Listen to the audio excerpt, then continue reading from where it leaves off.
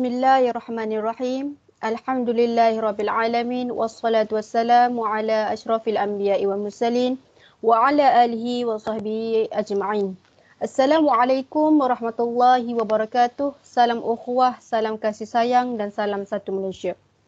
Warga Dewan sekalian, bersyukur kita kehadrat Allah SWT kerana dengan izin serta limpah kurnia daripadanya, dapat kita bertemu lagi dalam gelanggang wawancara pentingkah teknologi untuk golongan orang kurang upaya.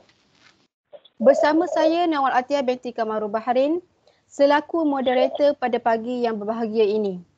Hadirin yang dirahmati Allah sekalian, sebelum saya memperkenalkan ahli-ahli panel kita pada hari ini, kita sedia maklum golongan orang kurang upaya merupakan sebahagian daripada masyarakat. Oleh itu, mereka mempunyai kesaksamaan hak dan peluang untuk menjalani kehidupan seperti anggota masyarakat yang lain. Pendekatan berasaskan hak atau right based dan juga perlindungan wajar digunakan bagi menjamin kepentingan dan kesejahteraan orang kurang upaya.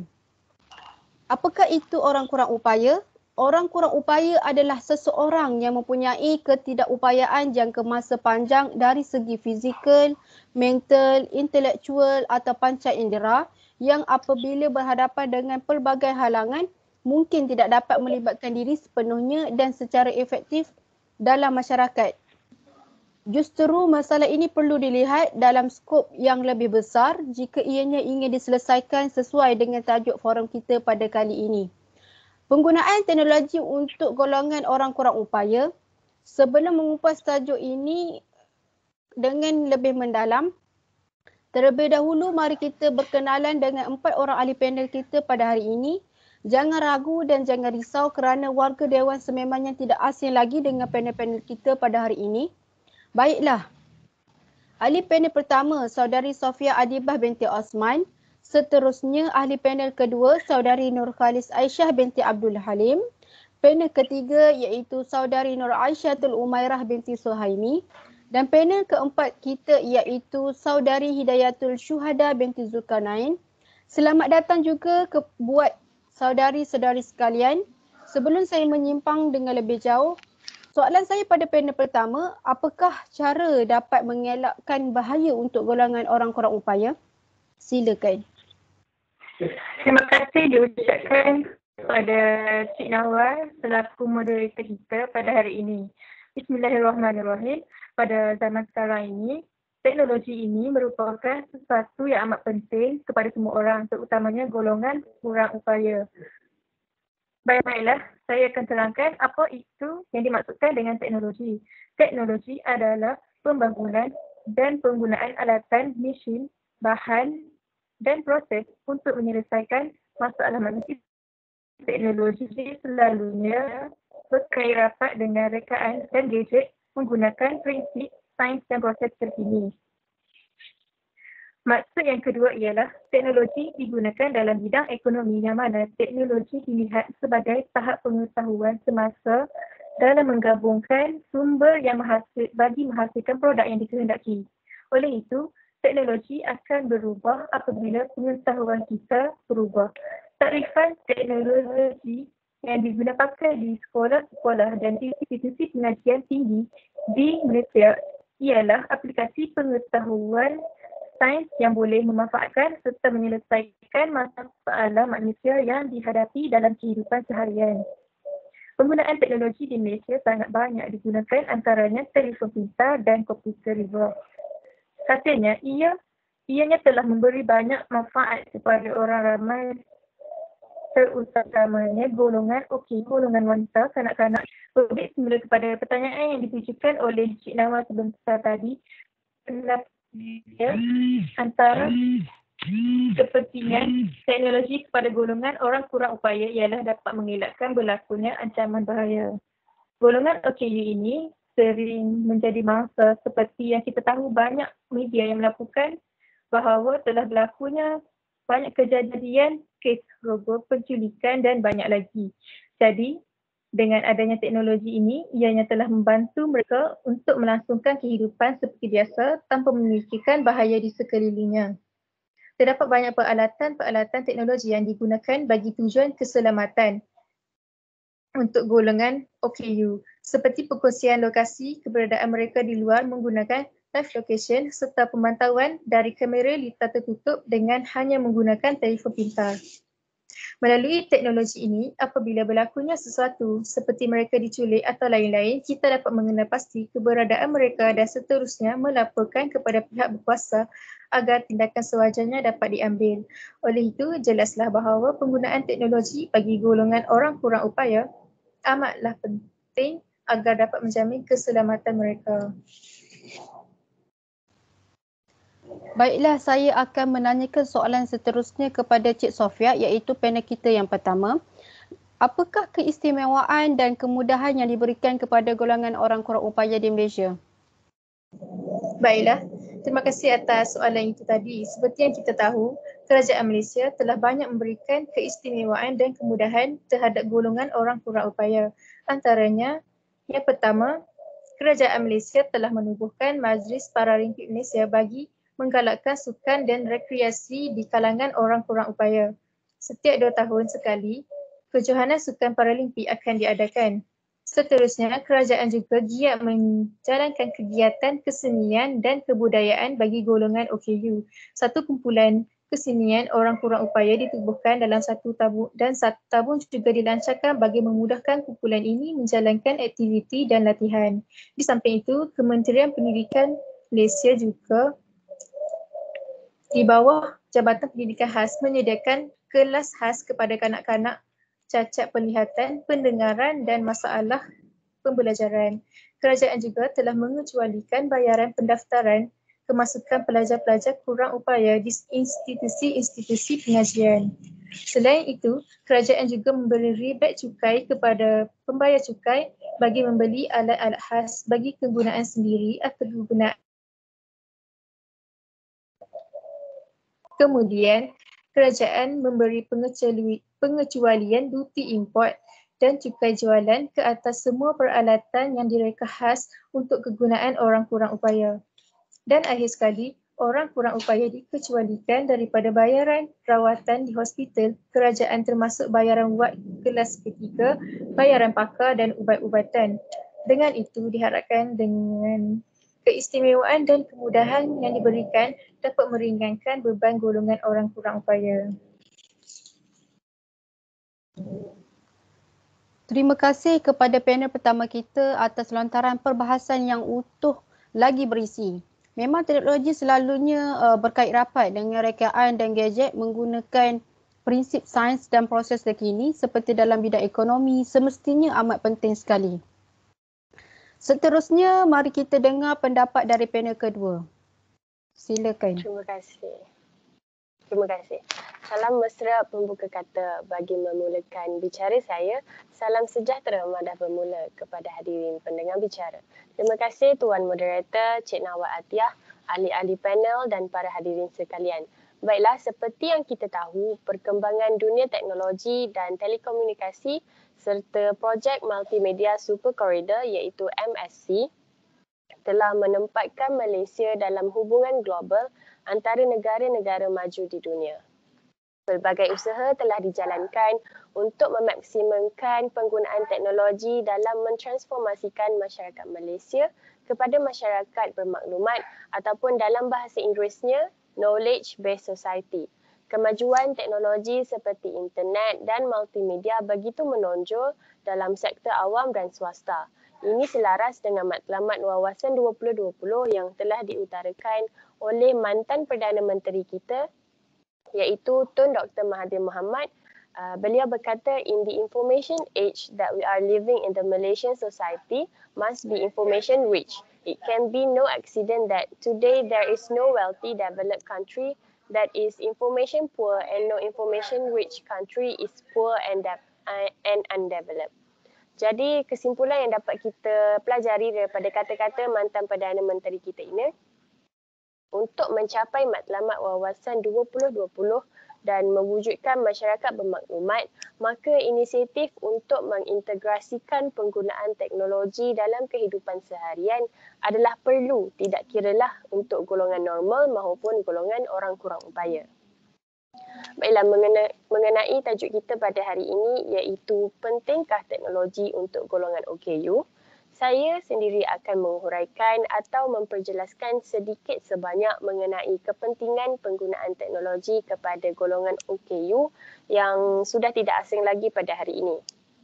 Pertama-tama sekali, saya mengambil daripada kajian oleh Encik Abdul Rahim Razali, Puan Nur Aini Ahmad dan Puan Kamaliah Ahmad yang dijalankan pada tahun 2005 berkenaan dengan teknologi komputer mampu memudahkan pelajar-pelajar khas, terutamanya pelajar-pelajar yang mempunyai masalah tingkah laku, masalah pembelajaran, masalah mempelajari kemahiran membaca, menulis dan mengira.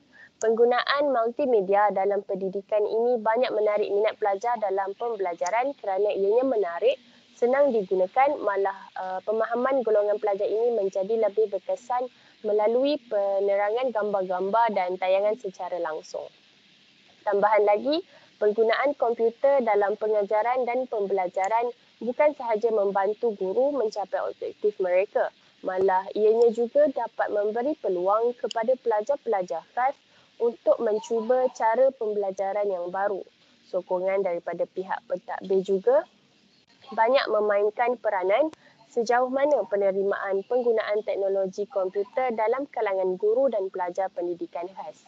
Oleh yang demikian, pendekatan ini harus diperluaskan melalui kaedah pengajaran yang pelbagai berasaskan komputer bagi membantu golongan pelajar khas ini.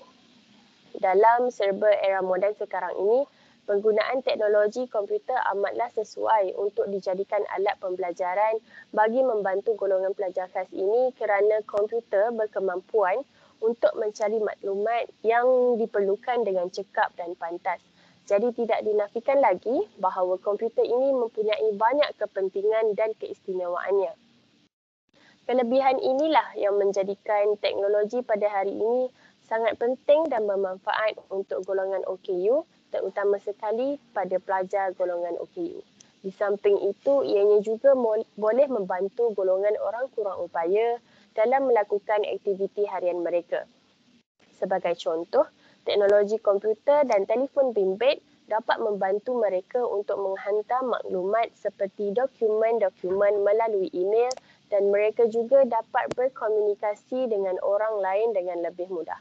Dari segi pendidikan pula, mereka juga boleh menggunakan teknologi komputer dan juga telefon bimbit untuk mencari maklumat dan juga menimba ilmu pengetahuan dengan melayari internet melalui Google dan seumpamanya. Maaf, saya ingin menanyakan soalan kepada ahli panel kedua. Sudah semestinya penggunaan teknologi kini banyak manfaat dan kepentingannya. Bagaimana pula dengan kelemahan dan keburukan penggunaan teknologi komputer terhadap golongan pelajar orang kurang upaya ini?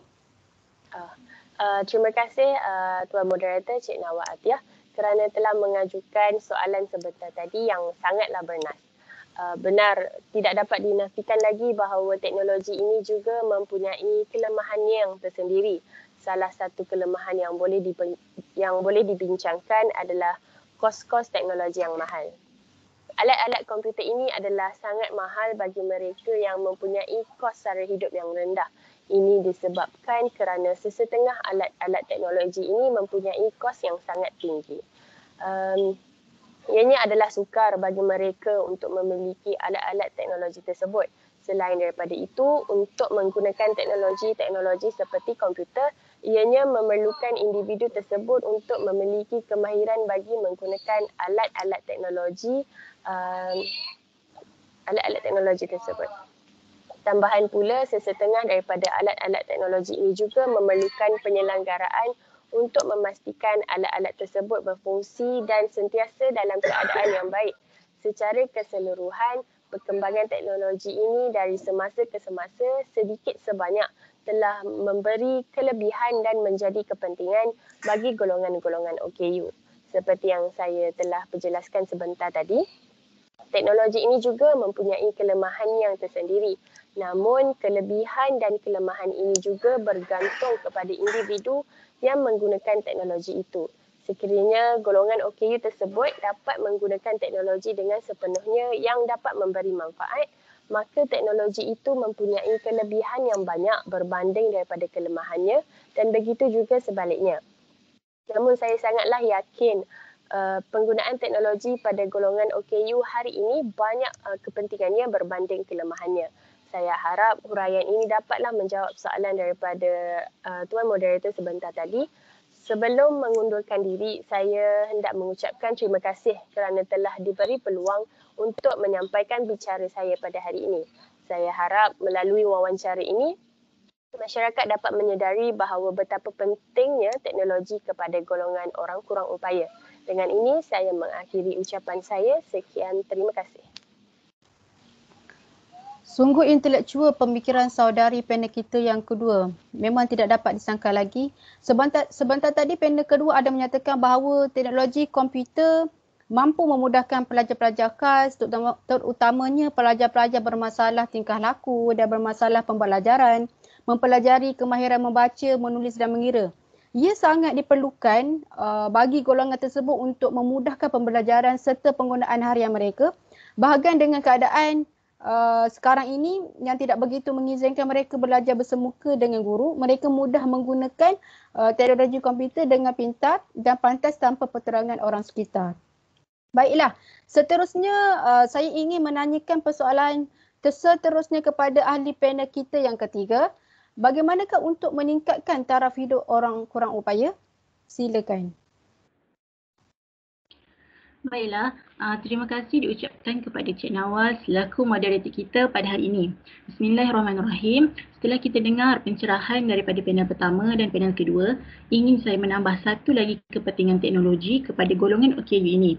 Baiklah, seperti yang telah kita ketahui, seiring dengan peredaran zaman dan kemunculan revolusi industri 4.0, teknologi yang ada kini semakin banyak dan semakin canggih. Penggunaan teknologi yang telah berkembang pesat ini merangkumi pelbagai aspek dalam masyarakat dan ia sepatutnya boleh digunakan oleh semua golongan masyarakat, termasuklah mereka yang mempunyai kekurangan dari segi fizikal, sama ada dari segi penglihatan, pendengaran, cacat anggota badan dan lain-lain. Tidak lupa juga dengan kemunculan pelbagai teknologi dan inovasi yang khusus untuk golongan OKU ini dapat membantu mereka sekiranya digunakan dengan betul. Selain itu, penggunaan teknologi ini juga sebenarnya membolehkan golongan OKU ini untuk berdiri sama tinggi dan duduk sama rendah dengan masyarakat yang lain. Golongan ini seharusnya diberi penekanan dalam penggunaan teknologi seperti telefon pintar dan komputer riba supaya mereka tidak ketinggalan dalam mengikuti arus pemodenan dan perkembangan teknologi ini. Jadi, secara umumnya dapat saya nyatakan bahawa teknologi ini sememangnya penting bagi golongan OKU untuk meningkatkan taraf hidup mereka dari segi perhubungan, pekerjaan, pendidikan, ekonomi dan juga dalam kehidupan seharian. Okey, jika kita lihat ya, sekiranya seseorang itu memiliki kemahiran penggunaan komputer seperti Microsoft Word, Excel dan PowerPoint, ini dapat memenuhi keperluan asas untuk mereka bekerja di bahagian perkeranian, pengurusan maupun pentadbiran. Dan dengan adanya kelebihan ini dapat meningkatkan peluang pekerjaan kepada OKU itu sama ada di sektor awam maupun swasta serta menggalakkan mereka untuk bekerja sendiri. Jadi secara tak langsung, ianya dapat meningkatkan penyertaan golongan OKU dalam pasaran pekerjaan terbuka bagi membolehkan mereka hidup berdikari dan menyumbang kepada pembangunan negara. Hal ini juga membuktikan walaupun dengan kekurangan yang mereka ada, ianya tidak menjadi penghalang untuk mereka untuk memajukan diri mereka sama seperti golongan yang lain. Baiklah, sebagai contoh lain pula, dengan adanya teknologi yang khusus untuk golongan ini, membuatkan mereka juga dapat berhubung sama seperti orang normal. Antara teknologi yang khusus bagi golongan OKU adalah seperti peranti-peranti khas untuk menaip, antaranya ialah perisian pembaca skrin serta paparan braille, perisian sticky keys dan perisian pengecaman suara. Perkara ini sebenarnya dapat membantu golongan OKU untuk mengakses dan menggunakan sesuatu teknologi itu dengan mudah mengikut kesesuaian mereka.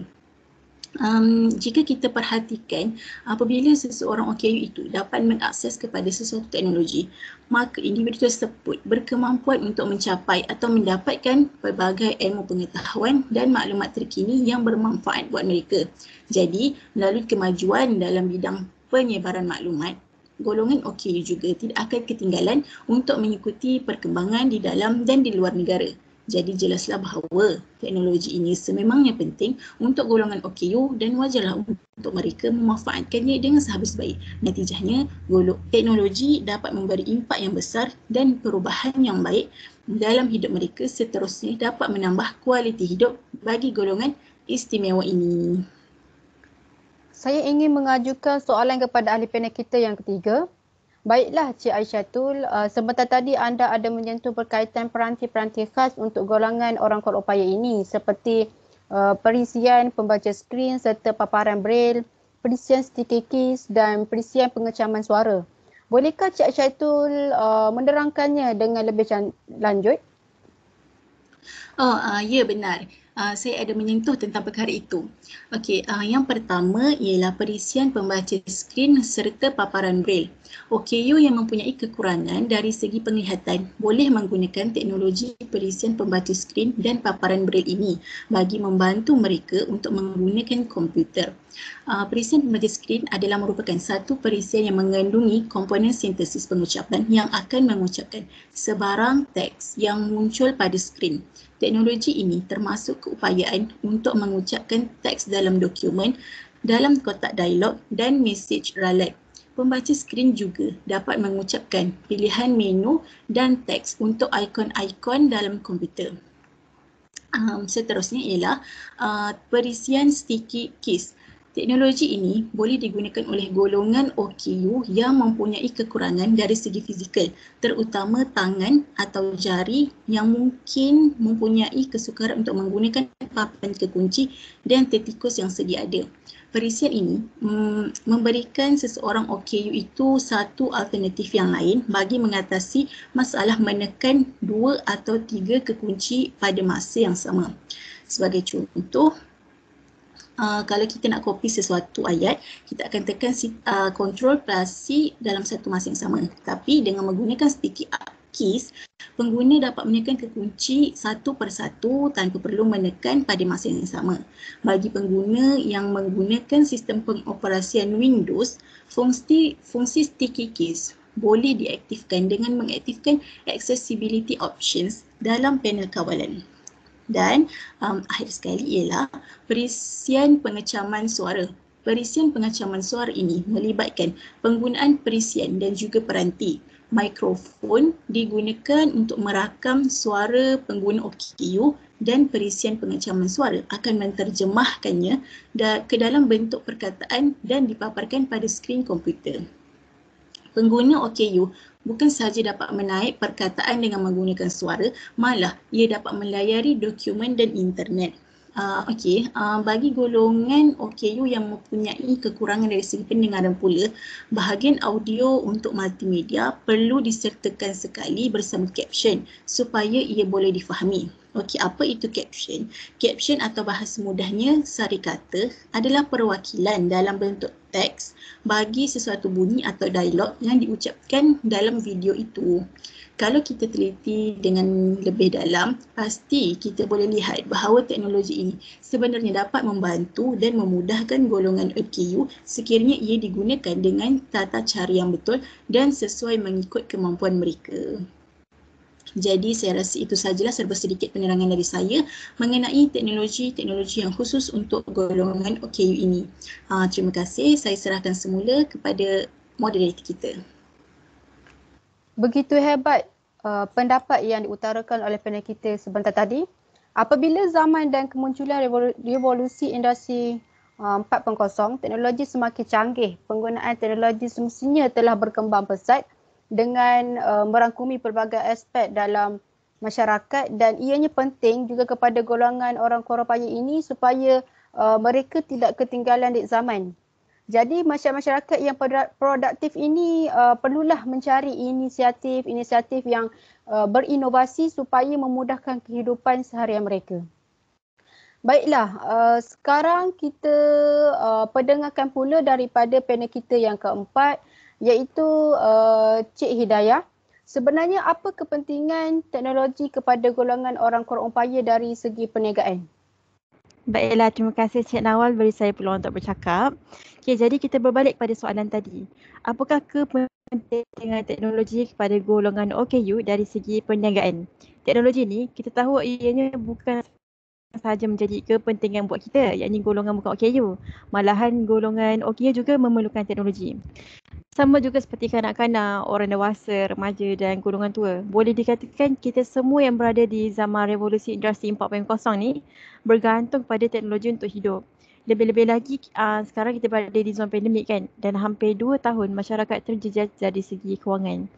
Jadinya salah satu inisiatif pada golongan OKU untuk mencari sumber pendapatan adalah dengan menjalankan perniagaan.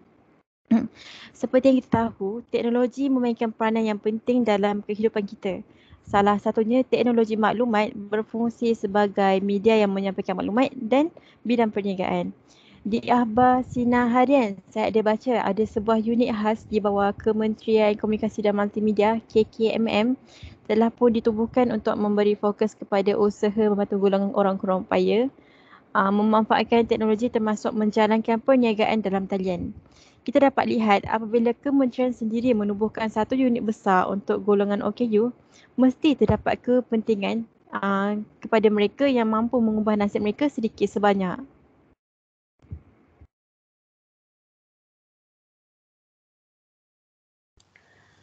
Betul tu Cik Hidayah. Kita percaya bahawasanya teknologi ada membawa kebaikan kepada golongan ini. Dan saya ada juga pernah terdengar kisah yang mengayat hati tentang kejayaan yang dibawa oleh beberapa individu golongan kurang upaya. Boleh Cik Hidayah cerita sedikit pengalaman individu tersebut? Semestinya Cik Nawal. Ada satu kisah benar ni di mana seorang ibu tunggal yang hidup bersama 5 orang anak.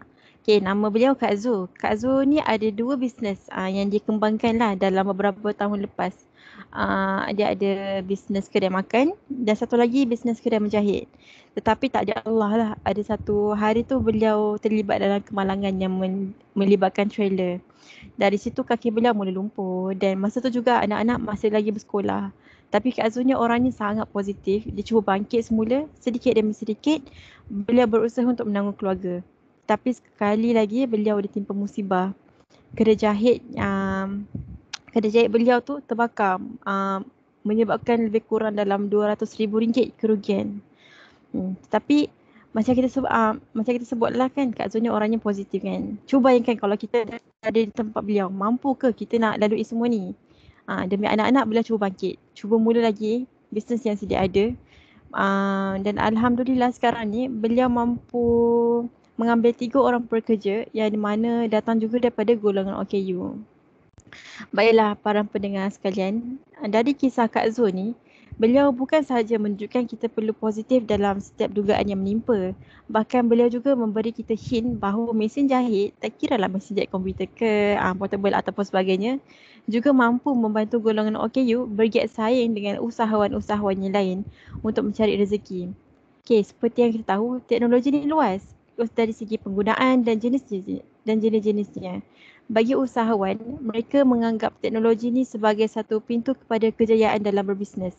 Kerana apa? Kerana yang pertama, mereka boleh mengembangkan perniagaan ke negara-negara lain dengan kewujudan teknologi moden seperti internet dan e-dagang. Kebanyakan peniaga dari segi pakaian, makanan, barang keperluan, mereka semua promosikan barangan mereka ataupun syarikat mereka melalui perniagaan online. Dengan satu sentuhan, awak tap je skrin, awak boleh viralkan produk awak. Betul tak? Kita sekarang ni dah mudah. Nak jual apa-apa semuanya mudah. Yang penting kena ada ilmu. Okay, selain itu, dengan bantuan teknologi juga boleh meningkatkan produktiviti usahawan yang datang daripada golongan OKU. Sekarang ni para usahawan lebih mudah, lebih efisien lah kita sebut untuk berkongsi dan menyebarkan maklumat dengan lebih pantas. Ianya adalah satu kelebihan kepada mereka yang ada kesukaran untuk bergerak dan sebagainya. Sebab mereka boleh bermaklum balas melalui WhatsApp, Insta, Facebook, email dan pelbagai lagi platform media. Saya sekarang ni pun memang beli barang sikit orang je, online je sebab senang kan. Sambil tu kita boleh dapat bantu golongan OKU yang memerlukan. Kita boleh bantu mereka menjadikan bisnes. Selain itu, apabila kita menggunakan teknologi dalam berniaga, sudah tentu ianya akan menjimatkan masa dan semestinya satu kelebihan kepada mereka sebab sifat teknologi ni memudahkan. Contohnya ada mesin yang kita guna untuk hiris buat pisang kan, buat keripik pisang. Kalau dulu kita guna tu berjam-jam lah kita nak hiris satu-satu. Sekarang ni setengah jam je kita dah dapat banyak dah.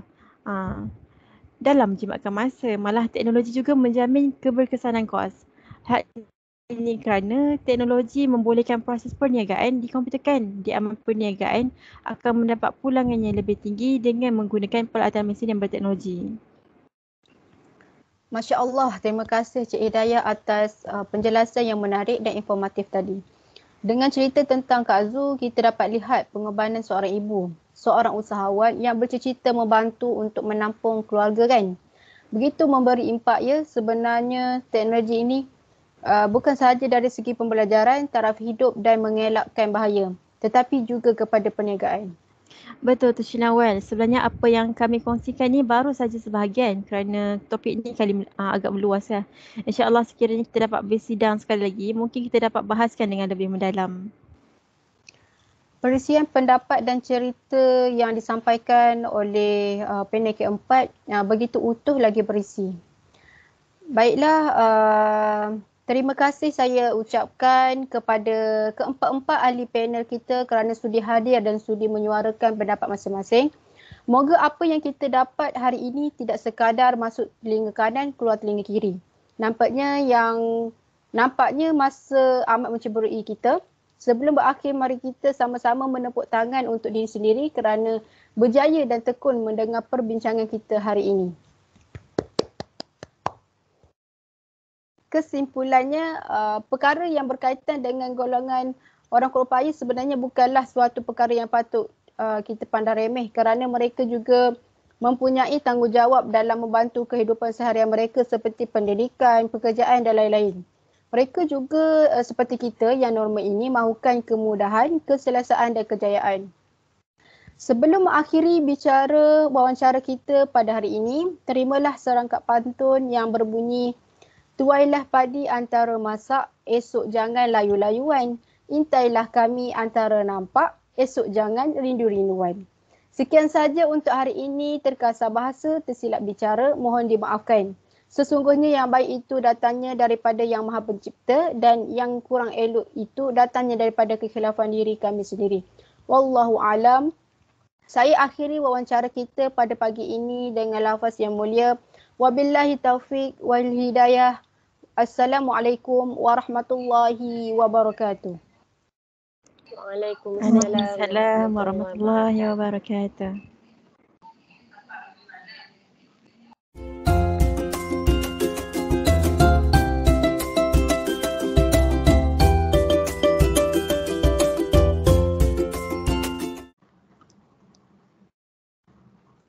Assalamualaikum warahmatullahi wabarakatuh.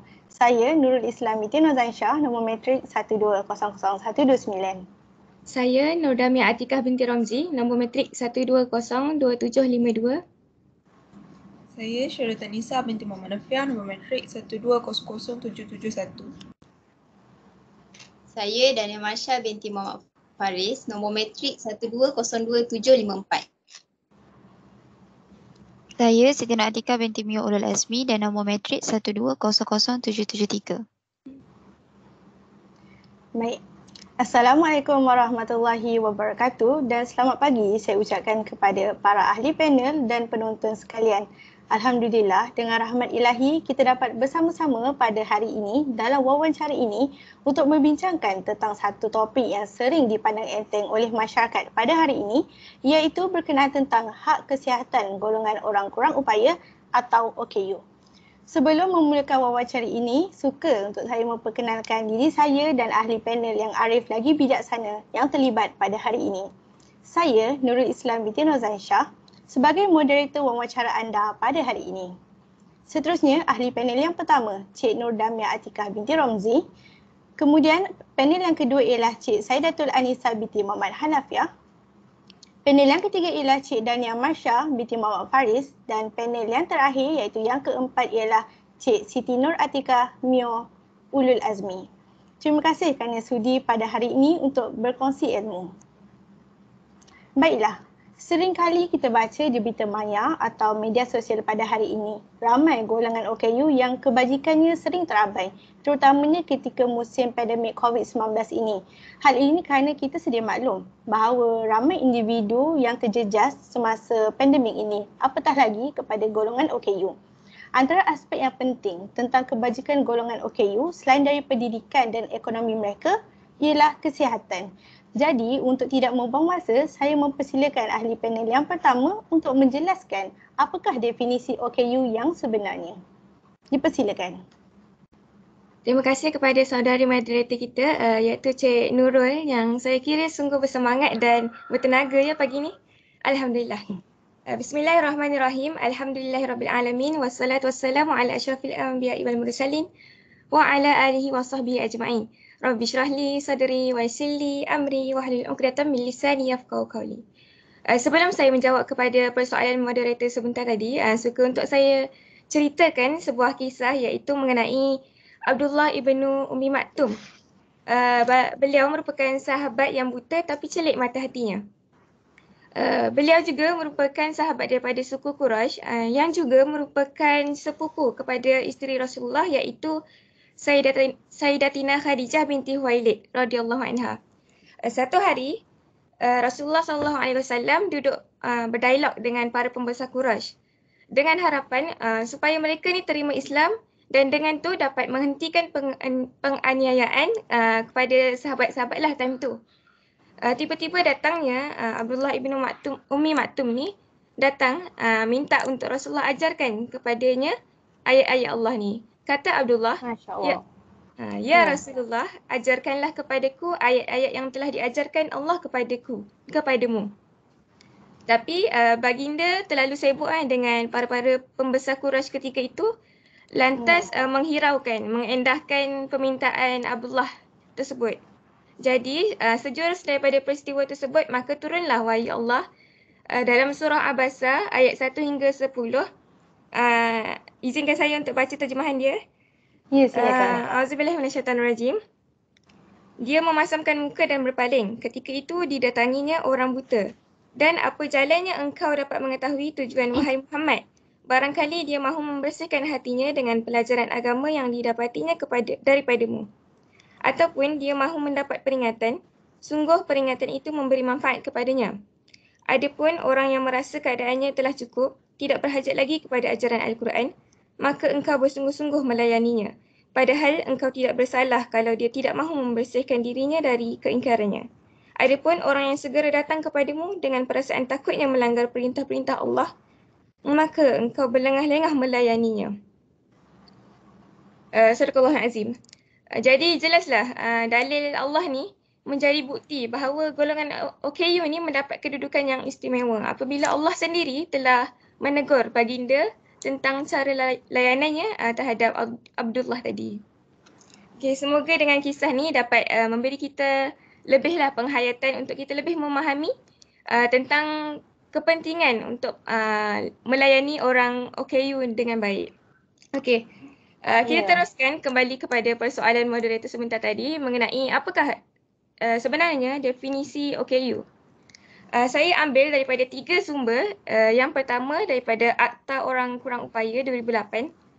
Orang kurang upaya OKU ditaktifkan sebagai mereka yang mempunyai kekurangan jangka panjang fizikal, mental, intelektual atau deria yang apabila berinteraksi dengan pelbagai halangan boleh menyekat penyertaan penuh dan berkesan mereka dalam masyarakat. Istilah OKU ni juga boleh disifatkan sebagai kurang mampu atau lemah untuk melakukan pekerjaan atau aktiviti hidupan harian yang biasa dilakukanlah oleh kita orang normal ni. Yang kedua, menurut Pertubuhan Kesihatan Malaysia, Kesihatan Sedunia, maafkan saya, WHO, orang kurang upaya dianggap sebagai individu yang memenuhi semua kriteria dalam takrif seperti mempunyai kecacatan fizikal atau mental secara jangka panjang atau berulang-ulang dan yang sebahagian besarnya menghadkan prospek mereka masuk ke dalam kemajuan dalam pekerjaan. Dan yang terakhir sekali, daripada Pertubuhan Bangsa-Bangsa Bersatu PBB memberi tafsiran OKU ni sebagai seseorang yang tak berupaya untuk menentukan sendiri bagi memperoleh sepenuhnya atau sebahagiannya daripada keperluan biasa seseorang individu itu dan tak dapat hidup bermasyarakat sepenuhnya. Ini disebabkan oleh sesuatu kekurangan atau keadaan lemah, sama ada dari segi fizikal atau mental atau dari segi emosi. Sama ada ia berlaku semenjak dilahirkan atau kemudian daripada itu. Kecacatan ni kadang-kala boleh juga disebabkan oleh faktor keturunan atau berpunca daripada penyakit yang dialami semasa proses pembesaran dalam rahim ibu. Ia juga boleh mungkin disebabkan berlaku kemalangan. Golongan OKU ini khususnya di Malaysia dapat kita bahagikan kepada dua kelompok masyarakat, iaitu yang pertama kelompok golongan kanak-kanak istimewa atau kanak-kanak khas, dan golongan istimewa, dan yang kedua adalah golongan istimewa dewasa dan warga tua. Kanak-kanak khas atau kanak-kanak istimewa ini boleh didefinisikan sebagai kanak-kanak yang berbeza daripada kanak-kanak normal dalam beberapa aspek. Antaranya dalam menerusi ciri-ciri keupayaan mental, sensory atau keupayaan komunikasi, tingkah laku sosial ataupun ciri-ciri fizikal dan sebagainya. Seterusnya terdapat juga 7 kategori dalam orang kurang upaya ni. Jadi saya akan terangkanlah satu persatu apa ciri-cirinya. Yang pertama adalah kategori kurang upaya pendengaran, di mana apabila keadaan seseorang itu tak dapat mendengar dengan jelas di kedua-dua belah telinganya tanpa menggunakan alat bantuan pendengaran atau tak dapat mendengar langsung walaupun dengan menggunakan alat pendengaran. Yang kedua adalah kurang upaya penglihatan. Ia berlaku apabila yang pertama terhad di kedua-dua belah mata, yang kedua buta di kedua-dua belah mata ataupun buta di sebelah mata sahaja, dan yang terakhir adalah lain-lain gangguan penglihatan yang kekal. Dan yang ketiga adalah kurang upaya pertuturan. Ia adalah keadaan di mana individu yang mengalami masalah pertuturan tetapi masih boleh mendengar. Yang keempat, kurang upaya fizikal. Kurang upaya fizikal ni adalah ada beberapa keadaan yang berlaku. Yang pertama adalah kecacatan anggota badan. Keadaan di mana berlaku kehilangan separa atau sepenuhnya mana-mana bahagian anggota badan, termasuk kehilangan tangan, kaki, jari, jemari dan sebagainya. Yang kedua, spinal cord injury. Keadaan saraf tunjang akibat trauma atau bukan trauma yang mencecaskan fungsi otot, deria serta autonomik. Yang ketiga adalah stroke. Keadaan di mana berlakunya kekurangan atau kehilangan fungsi secara tiba-tiba yang melibatkan pertuturan, otot, deria, kognitif atau lain-lain anggota akibat daripada kekurangan oksigen atau pendarahan dalam otak. Dan yang seterusnya adalah kerdil. Keadaan di mana ketinggian bagi seseorang adalah kurang daripada 142 cm bagi lelaki dan kurang daripada 138 bagi wanita. Jadi bila kita lihat orang-orang kerdil tu, maka mereka termasuklah dalam golongan OKU sebenarnya. Yang seterusnya penyakit kronik, dan yang terakhir sekali adalah traumatic brain injury. Keadaan di mana traumatik sederhana pada otak. Dan yang kelima adalah kurang upaya pembelajaran. Keadaan di mana seseorang yang menghadapi masalah kecerdasan otak yang tak selaras dengan usia biologikalnya. Mereka yang tergolong dalam kategori ini ialah lembam, Down syndrome, kurang upaya intelektual, autism, ADHD, masalah pembelajaran spesifik macam disleksia, dan lewat perkembangan global atau global development delay. Dan yang keenam adalah kurang upaya mental, keadaan di mana seseorang yang menghadapi penyakit mental yang teruk yang telah menjalani rawatan atau telah diberi diagnosis selama sekurang-kurangnya 2 tahun oleh pakar psikiatri. Antara jenis-jenis mental tersebut adalah skizofrenia, mood disorder dan organic mental disorder yang serius dan kronik. Dan yang terakhir sekali adalah kurang upaya pelbagai. Kurang upaya pelbagai atau kita panggil sebagai multiple disabilities bermaksud mempunyai lebih daripada satu jenis ketidakupayaan. Contohnya mungkinlah seseorang itu mungkin mengalami masalah pendengaran dan penglihatan secara serentak, atau dengan secara bahasa mudahnya kita boleh kata dia bisu dan pekak dalam masa serentak. Itu kita panggil sebagai kurang upaya pelbagai. Okey. Itu saja daripada saya serahkan kembali kepada moderator kita. Terima kasih. Baik. Masya Allah, satu penjelasan yang sangat panjang saya kira kan, yang sangat teliti, kerana Cik Damia telah pun menjelaskan setiap satu perincian tentang definisi OKU. Jadi apa yang saya boleh katakan ialah OKU ini ialah individu yang mengalami sebarang kekurangan daripada pelbagai perkara. Mungkin dari segi mindanya, mungkin dari segi fizikalnya dan juga sarafnya. Okey, baik. Dan juga satu kisah yang menarik tentang sahabat Nabi yang buta, dan pengajaran yang saya boleh ambil daripada itu ialah kita seharusnya melayan ataupun menyantuni setiap manusia yang ada di muka bumi ini, ataupun bukan sahaja manusia tetapi makhluk Allah, kita perlu layan dengan sama rata kerana kita semua adalah makhluk Allah. Baik, satu penjelasan yang sangat saya rasa memberi kesegaran kepada wawancara kita untuk permulaan wawancara ini. Baiklah, seterusnya saya balik kepada panel yang kedua, iaitu Encik Syai. Sebenarnya, apakah cabaran yang dihadapi oleh golongan OKU pada hari ini dari segi kesihatan mereka? Dipersilakan. Okay, terima kasih Cik Nurul. Assalamualaikum dan selamat pagi semua. Saya akan menjelaskan beberapa cabaran yang dihadapi oleh golongan OKU yang tidak mendapat hak kesihatan. Okay, antara cabaran tersebut ialah penyakit yang dihidapi mereka mungkin akan melarat ataupun menjadi lebih teruk. Okay, sebagai contoh, golongan OKU yang didiagnosis dengan penyakit sindrom Down kebiasaannya mempunyai penyakit lain yang lebih kronik seperti penyakit yang berkaitan dengan jantung ataupun berkaitan dengan mata ataupun dengan telinga mereka. Okay. So ubatan yang perlu diambil oleh mereka bukanlah murah, di mana ia mampu memberi kesan kepada kewangan isi rumah tersebut.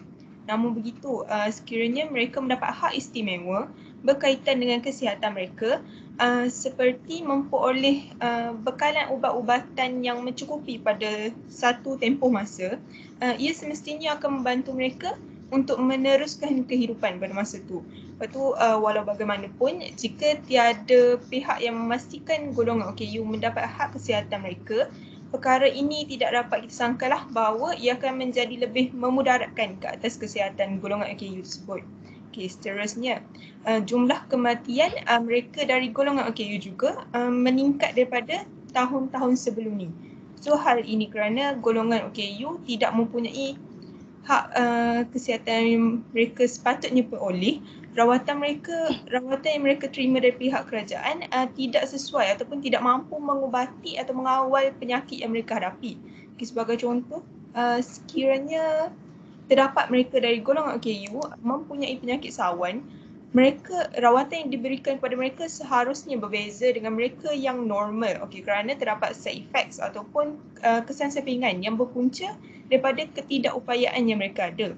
Okay, oleh itu, dengan adanya hak kesihatan yang sesuai dengan diri mereka, golongan OKU mampu mengawal penyakit mereka dengan cara dan ubat-ubatan yang lebih baik. Okay, seterusnya, jumlah gelandangan juga akan bertambah. Okay, hak kesihatan bukanlah tertumpu pada rawatan dan ubat-ubatan saja, namun ia juga meliputi makanan, pakaian serta perumahan. Okay, sekiranya golongan OKU tidak mampu untuk menuntut hak kesihatan mereka, terdapat kemungkinan untuk mereka tidak mempunyai tempat tinggal. Okay, seperti mana yang kita telah sedia maklum, sesetengah golongan OKU tidak mempunyai keupayaan untuk mencari rezeki sendiri. Mungkin mereka yang berkeluarga tidak mendapat kesan yang maksimal, namun jika kita memikirkan tentang golongan OKU yang tidak mempunyai ahli keluarga ataupun penjaga, semestinya ia menjadi perkara yang sangat negatif. Okay, sebagai contoh, mereka akan tinggal di kawasan yang tidak bersih atau tidak selamat seperti bangunan-bangunan lama ataupun lebih teruk di bawah jambatan, kerana disitulah satu-satunya tempat yang mampu memberikan mereka keteduhan. Okay, dengan adanya hak kesihatan, keberadaan mereka akan menjadi lebih terjamin, di mana mereka mempunyai tempat untuk berteduh seperti pusat-pusat jagaan bagi golongan OKU ataupun golongan-golongan yang tidak mampu menjaga diri sendiri. Okay, yang keempat ialah ia akan meningkatkan masalah kemiskinan. Okay, hal ini kerana sekiranya mereka yang penyakit yang dihadapi golongan OKU tidak diubati atau dirawat, mereka tidak dapat menjalani kehidupan mereka dengan lebih lancar. Okay, sebagai contoh, setengah OKU seperti mana yang kita tahu, mereka mempunyai kebolehan ataupun keupayaan untuk mencari rezeki ataupun bekerja. Okey, namun jika penyakit kronik menyerang mereka ketika mereka tiada sebarang ubat-ubatan kecemasan, semestinya ia akan mengganggu pekerjaan mereka. Okey, sekiranya mereka tidak mampu bekerja, sudah pasti mereka tidak akan mempunyai pendapatan yang cukup untuk menampung diri sendiri ataupun keluarga mereka. Oleh itu, sekiranya terdapat hak kesihatan yang diberikan kepada mereka, mereka dapat bekerja dengan keadaan yang lebih selesa tanpa perlu risau tentang sebarang serangan penyakit di tempat kerja. Okay, akhir sekali, mereka juga dipandang rendah oleh mereka yang normal. Okay, tidak dapat disangkalah bahawa terdapat kumpulan yang tidak mempunyai kebolehan untuk memandang setengah perkara dari sudut yang berbeza, di mana mereka akan melihat kebanyakan perkara dari sudut yang negatif. Okay, dengan itu, orang kurang upaya akan dipandang rendah. Hal ini kerana mereka beranggapan bahawa golongan OKU hanya akan membebankan ahli keluarga ataupun orang di sekeliling mereka. Walhal, golongan OKU juga mampu menjaga diri sendiri, malahan mempunyai keluarga yang diberi makan dan pakai yang cukup tanpa membebankan pihak luar. Namun begitu, setengah golongan yang normal tidak akan mengambil langkah yang berlebihan ataupun extra works untuk memahami kehidupan golongan OKU. Oleh itu, dengan adanya hak kesihatan yang membolehkan golongan OKU tampil lebih yakin dengan kehidupan mereka, di mana mereka mendapat bantuan seperti bantuan makanan, pakaian serta tempat tinggal, mungkin pemikiran negatif dari pihak luar akan berubah. Okay, kesimpulannya apa yang disebutkan sebelum ini adalah apa yang menjadi cabaran kepada mereka dari golongan OKU tanpa hak kesihatan yang sering kita terlepas pandang. Okay, itu sahaja dari saya serahkan kembali kepada Cik Moderator kita, Cik Nurul. Terima kasih. Baik, sama-sama. Terima kasih kepada Cik Syai atas perkongsian yang saya pasti membuka mata para penonton untuk lebih membantu dan memberi perhatian kepada golongan OKU. Dan saya kira sebenarnya golongan OKU ni sebenarnya bukanlah mereka yang tidak berkemampuan. Betul. Jadi sebab ramai juga pekerja-pekerja OKU yang membuat kerja kraftangan, membuat kerja yang semampu mereka lah untuk mereka menampung diri mereka. Dan saya pasti kos rawatan bagi orang OKU adalah tinggi. Jadi mereka sememangnya memerlukan bantuan masyarakat, bantuan agensi-agensi yang terlibat untuk membantu mereka atau untuk memastikan kehidupan mereka ini terjaga ataupun terbela. Kemudian saya pasti sebenarnya ramai masyarakat di negara ini yang suka membantu antara satu sama lain, tetapi mereka kurang tahu kepada siapa bantuan itu perlu disalurkan. Mungkin hanya kepada golongan miskin, kepada golongan sekian-sekian, tetapi mereka mungkin terabai untuk membantu golongan OKU ini. Baik, terima kasih atas perkongsian yang menarik sebentar tadi. Seterusnya saya ingin tahu apakah kesan yang berlaku kepada golongan OKU apabila mereka tidak mendapat hak kesihatan yang sebaiknya. Silakan panel yang ketiga, Cik Marsha. Okey, baik. Terima kasih Cik Nurul. Okey, izinkan saya berkongsi dengan anda semua kesan apabila golongan OKU tidak mendapat hak kesihatan ataupun hak kesihatan mereka diabaikan. Okey. Yang pertama, sakit mereka akan bertambah teruk. Okey, sebab apa saya cakap sakit mereka akan bertambah teruk? Sebab apabila mereka tidak mendapat hak kesihatan yang sepatutnya, jadi kos-kos rawatan, kos ubatan yang sepatutnya akan, orang kata akan meningkat and luar jangkaan daripada mereka untuk mampu. Mereka tidak mampu untuk membayar kos rawatan ataupun kos-kos ubatan tersebut. Apabila mereka tak dapat ubat-ubatan yang sepatutnya, rawatan yang sepatutnya, jadi mereka terpaksa berdiam diri sahaja. Jadi sakit yang mereka sedang alami itu akan bertambah teruk. Itu kesan yang pertama. Okay, kesan yang kedua pula, ini kesan yang orang ramai tak nampak sebabkan mereka anggap golongan OKU ni orang kata kes-kes berkaitan dengan golongan OKU ni mereka anggap benda yang remeh. Okey. Kesan yang kedua, bila mereka tak dapat hak kesihatan, punca jenayah di negara kita akan meningkat. Okey. Mungkin anda semua akan rasa macam punca jenayah meningkat. Ya, punca jenayah akan meningkat kerana bila kos-kos rawatan tinggi, kos-kos ubatan tinggi, mereka golongan OKU ni ataupun ahli-ahli keluarga mereka terpaksa melakukan kerja-kerja yang luar jangkaan, iaitu kes-kes jenayah seperti mencuri, merompak demi mendapatkan wang ataupun ubat-ubatan bagi merawat golongan OKU ni. Okey, seterusnya bila mereka tak dapat hak kesihatan, pasti saya yakin mereka ia akan menyebabkan menyusahkan ramai pihak. Okey, contohnya macam mereka akan menyusahkan ahli keluarga ataupun rakan-rakan mereka lah. Okey, sebab apa? Sebab contohnya mereka tak dapat rawatan di hospital ataupun pusat-pusat jagaan kan. Jadi orang ahli keluarga ataupun rakan-rakan mereka terpaksa jaga mereka bagi tumpuan fokus kepada mereka 100%. Sampai kan ahli keluarga ataupun rakan-rakan mereka terpaksa berhenti kerja untuk bagi tumpuan kepada mereka sepenuhnya. Okay, itu sahaja daripada saya. Saya serahkan kembali kepada Cik Nurul. Terima kasih. Baik, terima kasih kepada Cik Masya atas penerangan yang semangat sebentar tadi. Jadi saya boleh lihat banyak kesan buruk ataupun kesan negatif yang perlu ditanggung oleh golongan OKU ini apabila hak kesihatan mereka terabai. Kerana maklumlah kos rawatan di hospital bukanlah murah walaupun di hospital kerajaan, apatah lagi hospital swasta.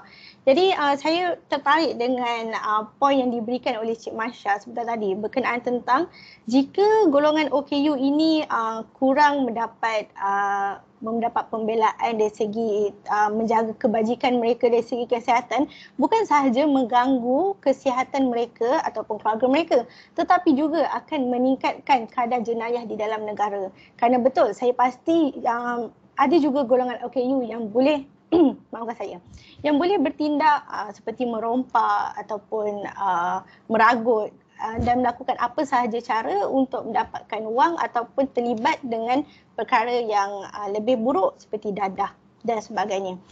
Baik, jadi sebagai masyarakat Malaysia atau agensi-agensi yang bertanggungjawab ini, bagaimana cara yang terbaik untuk kita nak mengatasi masalah ini, masalah yang dihadapi oleh golongan OKU dari segi kesihatan? Silakan Cik Atikah. Terima kasih Cik Nurul, moderator kita.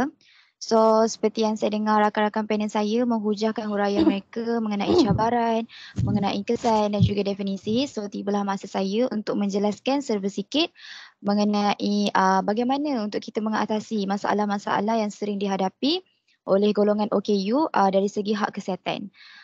Seperti yang kita ketahui, golongan ini juga adalah golongan rakyat biasa yang memerlukan hak asasi dan kesamarataan oleh semua pihak. Justru itu, kita juga memerlukan penjagaan yang rapi atau orang panggil right care kepada golongan sebegini supaya mereka juga mempunyai masa depan yang terjamin dan juga terbela. Oleh itu, saya mulakan dengan isi pertama saya iaitu dari segi saringan kesihatan. Kita ketahui bahawa golongan sebegini mereka mempunyai masalah dalam menampung kos rawatan yang sangat tinggi. Jadi golongan-golongan OKU ini sangatlah digalakkan untuk mendaftar dan melaksanakan kad orang kelainan upaya atau kad OKU yang diberi kelebihan kepada mereka dari segi caj perubatan, di mana apabila mereka melakukan kad OKU ini, serba sedikit pihak kebajikan masyarakat, pihak kementerian yang tertentulah akan membantu mereka dari segi menampung serba sedikit kos rawatan. Dan daripada hasil pendaftaran kad OKU ini juga, ia mampu memberi serba sedikit bantuan bagi golongan yang kurang kemampuan dari segi untuk membeli alat tiruan atau alat sokongan seperti kaki palsu, tongkat tangan, cermin mata, alat pendengaran dan lain-lain yang disyorkan oleh pegawai perubatan atau pakar perubatan. Selain itu, perkara-perkara yang sebegini dan bantuan yang sebegini mampu meningkatkan keupayaan dan potensi diri dalam mereka untuk berdikari, untuk mengharungi kehidupan seharian. Selain itu, daripada pelaksanaannya kad OKU ini, ia mampu meringankan beban pembelajaran keluarga yang mempunyai ahli keluarga yang golongan istimewa sebegini. Menggalakkan lagi penjagaan yang lebih sempurna kepada kumpulan sasar OKU yang berpenyakit lebih kronik dan terlantar di wad-wad kecemasan. Seterusnya adalah dari segi pengesanan dan intervensi awal. Seperti yang kita ketahui, golongan OKU ini bukan hanya ada golongan OKU dewasa atau golongan OKU warga emas. Ia juga tergolong dari golongan kanak-kanak yang khas. Dari segi golongan kanak-kanak khas ni penting juga untuk dari segi kesihatan mental mereka apabila berlakunya pelaksanaan intervensi awal, ia sedikit sebanyak membantu dari segi pendidikan mereka bagi kanak-kanak yang sangat agak perlahan dalam pendidikan yang tidak boleh menerima seperti kanak-kanak normal. Jadi intervensi awal ni memberi kesan yang positif kepada mereka bagi murid berkeperluan khas. Seperti yang kita lihat di sekolah-sekolah menengah, sekolah rendah, murid-murid yang kurang upaya ini atau orang panggil murid-murid pendidikan khas, mereka mempunyai cara tersendiri untuk mendidik mereka.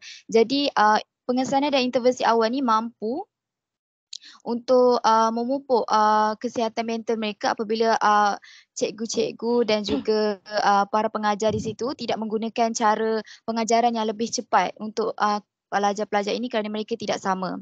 Dan kajian yang menunjukkan bayi dan kanak-kanak secara umum memerlukan kurikulum yang lebih spesifik, lebih fokus kepada keperluan dan keupayaan mereka sebab mereka tidak sama untuk meneroka dan membuat penemuan di dalam persekitaran sekeliling. Dan perkara ini perlukan sangat-sangat bimbingan yang tinggi daripada sokongan guru dan pengajar-pengajar tersebut.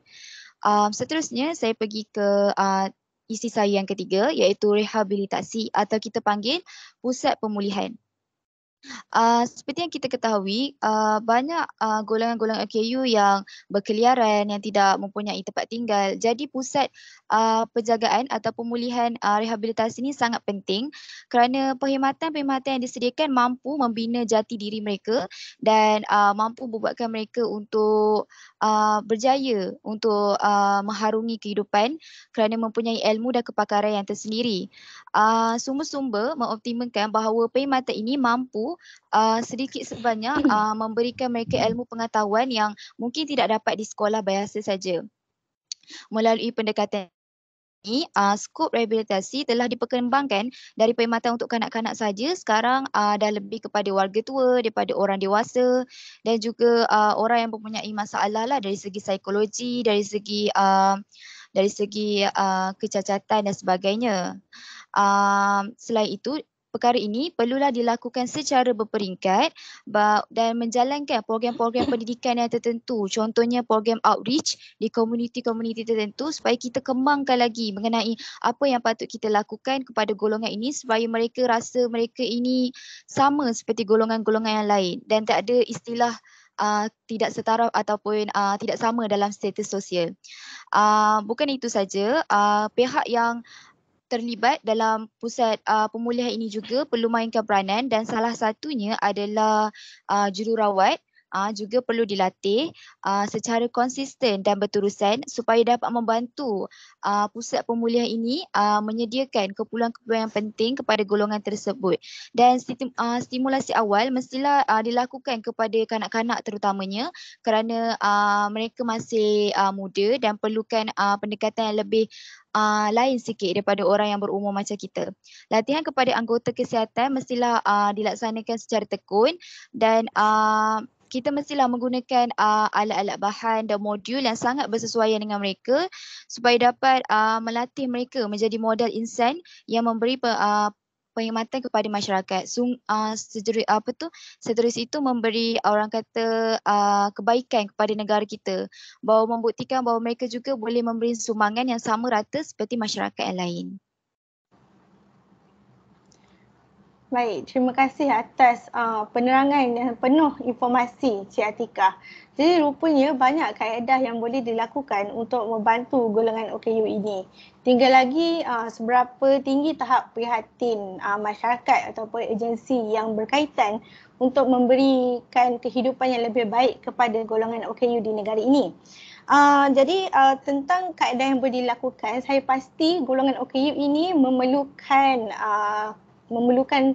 kewangan yang tinggi untuk menampung kehidupan mereka dari segi rawatan dan sebagainya, perlindungan kepada diri mereka, kerana ialah kita yang boleh dikatakan manusia normal pun perlukan kewangan untuk pelbagai perkara, dan apatah lagi golongan OKU yang memerlukan rawatan yang tertentu dan mempunyai kos yang tertentu. Kemudian seterusnya mereka juga memerlukan kewangan untuk membeli bantuan alat sokongan seperti yang disebut Cik Atikah seperti tadi, kaki palsu, cermin mata, tongkat dan sebagainya, untuk membantu mereka, untuk memberikan mereka harapan untuk terus hidup dengan bersemangat dan tidak rasa terasing lah, kerana kita sebagai masyarakat yang normal ni perlu memberikan mereka satu semangat yang sebenarnya mereka ini tidaklah terasing daripada kita. Kemudian seterusnya dari pendidikan, saya pasti sudah ada pendidikan khas untuk kanak-kanak OKU, tapi saya rasa ia perlu dipertingkatkan lagi di pelbagai komuniti di dalam negara ini supaya golongan OKU, anak-anak OKU ini mendapat pendidikan yang sama rata tetapi menggunakan kurikulum yang khas untuk mereka. Dan yang terakhir, di pusat kebajikan ataupun pusat penjagaan OKU perlulah sentiasa diberi perhatian oleh masyarakat untuk sentiasa mengulurkan bantuan sumbangan, kerana ialah mereka memerlukan pelbagai alat ataupun mungkin mereka memerlukan pelbagai alat untuk untuk melatih kanak-kanak OKU ataupun orang dewasa OKU dan sebagainya. Baiklah, seterusnya saya ingin bertanya kepada Cik Masha, adakah Cik Masha ada perkara yang ingin ditambah? Okey, maafkan saya berasa tertarik untuk tambah sedikit lagi perkongsian yang saya kongsikan sebelum ni. Izinkan saya ya? Ya, silakan. Okey, antara kesan yang dapat kita perhatikan apabila golongan OKU, hak kesihatan golongan OKU diabaikan ataupun mereka tak dapat hak kesihatan tersebut, banyak ataupun isu sosial di negara kita akan semakin banyak ataupun semakin meningkat. Okey, sebab apa dia meningkat? Sebab macam saya cakap sebelum ni, kos rawatan tinggi, kos ubatan tinggi. Jadi ahli keluarga mereka ataupun rakan-rakan mereka ataupun diri mereka sendiri berasa tertekan untuk menjaga sebabkan kos-kos rawatan, kos ubatan tinggi kan. Jadi ahli keluarga mereka, rakan-rakan mereka terpaksa tinggalkan golongan OKU ni di tepi-tepi jalan, di bawah jambatan supaya diorang boleh hidup, boleh survive sendiri di tepi jalan sebabkan ahli keluarga, rakan-rakan mereka dah tak mampu untuk jaga mereka sepenuhnya.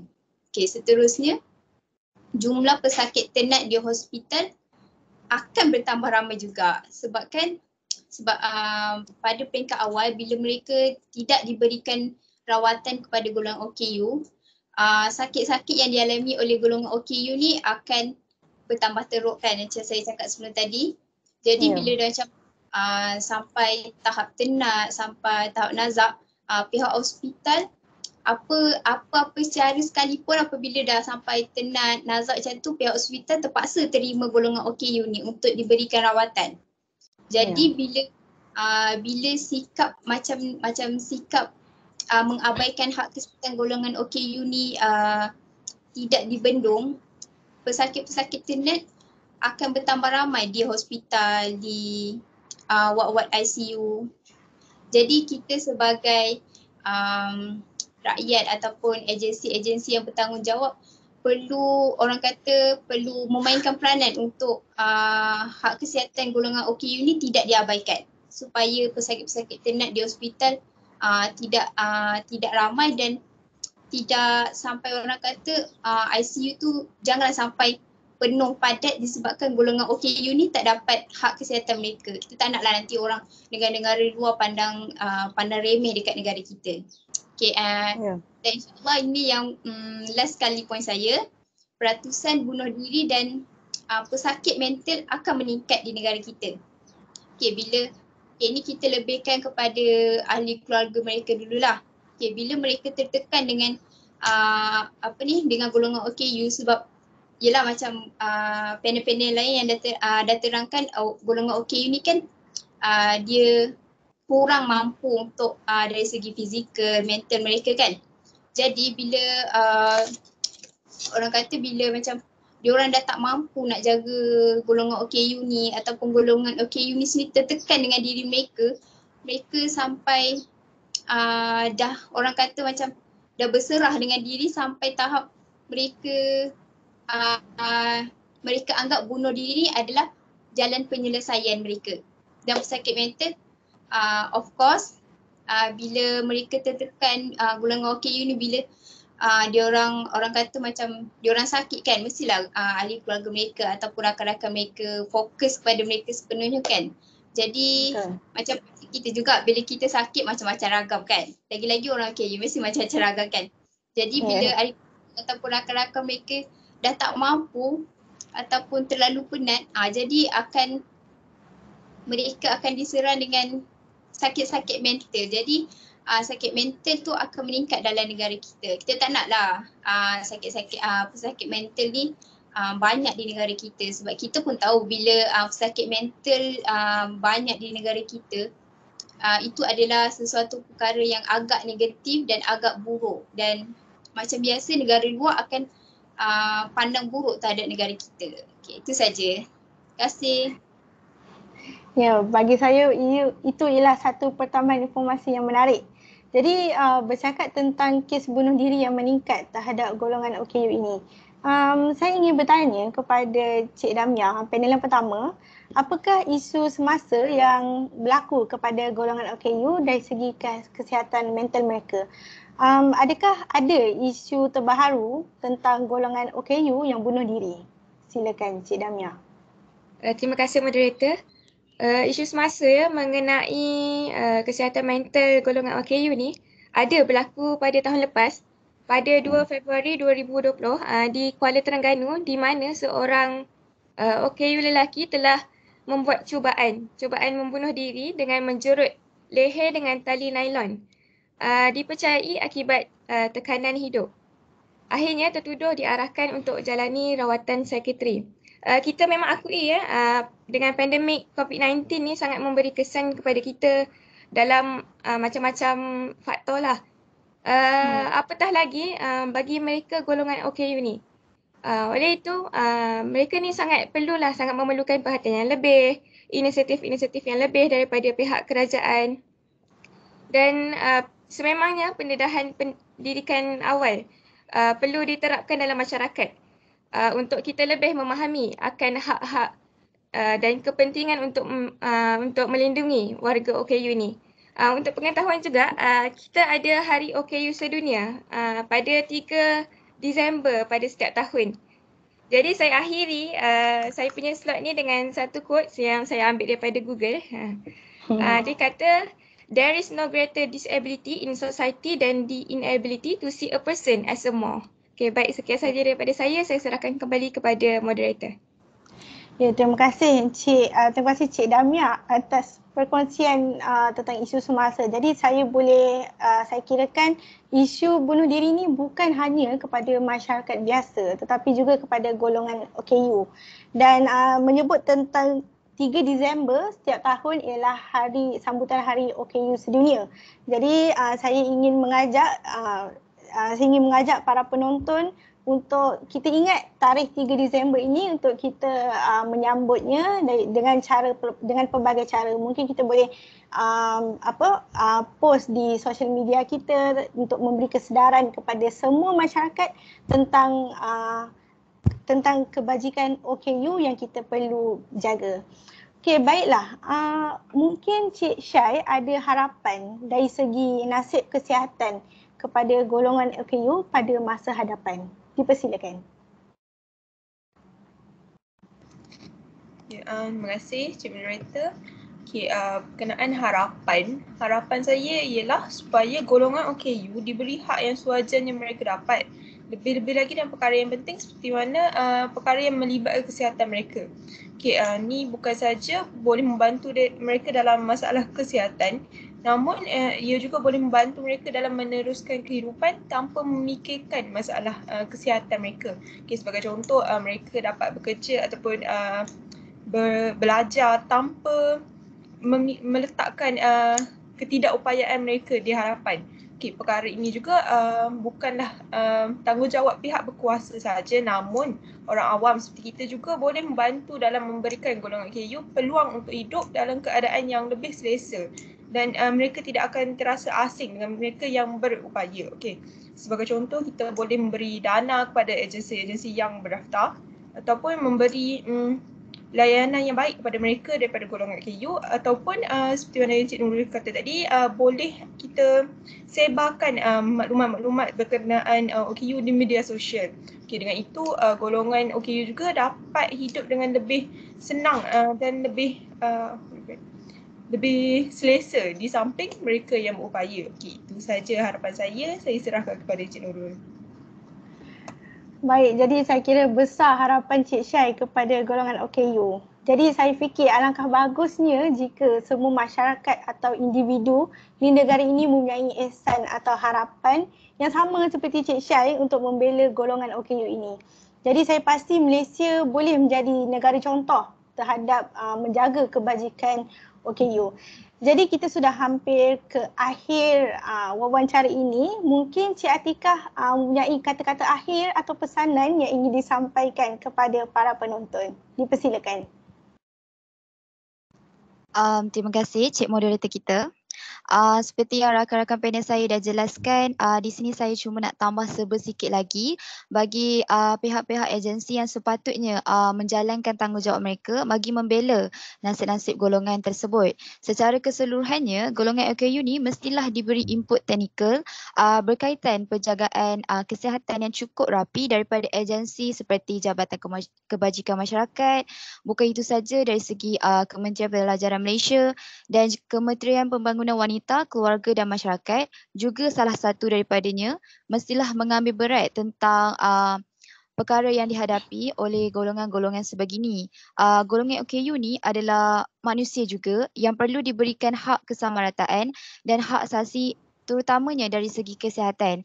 Jadi bagi pendapat saya, program pendidikan kesihatan perlulah dijalankan lagi dengan bersungguh-sungguh dan mengadakan lebih banyak kempen-kempen yang walaupun kita ketahui sedia ada tetapi perlu dilaksanakan dengan lebih tekun. Seperti yang kata Cik Syai, di mana media-media sosial menjadi salah satu platform di mana remaja-remaja sekarang boleh menggunakan untuk menguar-warkan mengenai masalah yang dihadapi yang sering kita ambil mudah dan tidak diwar-warkan. Selain itu, kita boleh meningkatkan lagi perkhidmatan yang seperti saya katakan tadi di pusat-pusat penjagaan dan boleh membuatkan program pencegahan-pencegahan yang berkaitan kes-kes bunuh diri dan memberi lagi pendekatan yang lebih dekat dan seperti masalah yang berkaitan dengan masalah peribadi, sangat digalakkan bagi mereka mendapatkan lagi nasihat dan kaunseling daripada pihak-pihak yang bertanggungjawab dan berkuasa lah. Kalau boleh kita cuba kurangkan kes bunuh diri pada tahun-tahun yang akan datang. Dan pengesanan dan intervensi awal ataupun kita panggil primary care, dan kita boleh lebih buatkan pelajar-pelajar ini mendapat ilmu yang lebih bermutu tinggi, serta perubatan-perubatan yang disediakan mestilah perubatan yang berkualiti kerana mereka ni bukan pesakit-pesakit yang normal. Jadi mereka mestilah diberi perkhidmatan yang sangat-sangat terjaga dan spesifik. Oleh itu, hak kesihatan mereka mestilah terbela dan terjamin pada masa yang akan datang. Saya serahkan balik kepada Cik Nurul, Cik Moderator kita. Baiklah, saya rasakan sebagai satu penutup, pesanan penutup yang sangat memberi makna kepada wawancara kita pada hari ini. Jadi dengan berakhirnya pesanan nasihat dari Cik Atikah sebentar tadi, maka berakhirlah wawancara kita pada hari ini. Apa yang saya dapat simpulkan ialah sebagai masyarakat majmuk yang hidup di negara ini, kita seharusnya mengambil tahu keadaan semasa golongan yang memerlukan bantuan, khususnya kepada golongan OKU, tanpa kita mengira bangsa dan agama mereka. Jadi semoga perkongsian ini memberi pengajaran dan pengetahuan yang baru yang segar kepada para penonton. Sebelum wawancara ini melabuhkan tirai, izinkan saya menyampaikan sebuah pantun. Pohon berangan, tempat bertemu, girangnya gadis, si anak dara. Baliklah tuan, membawa ilmu, binalah bangsa, bangunkan negara. Sekian, wabillahi taufiq wal hidayah. Wassalamualaikum warahmatullahi wabarakatuh. Sekian, terima kasih.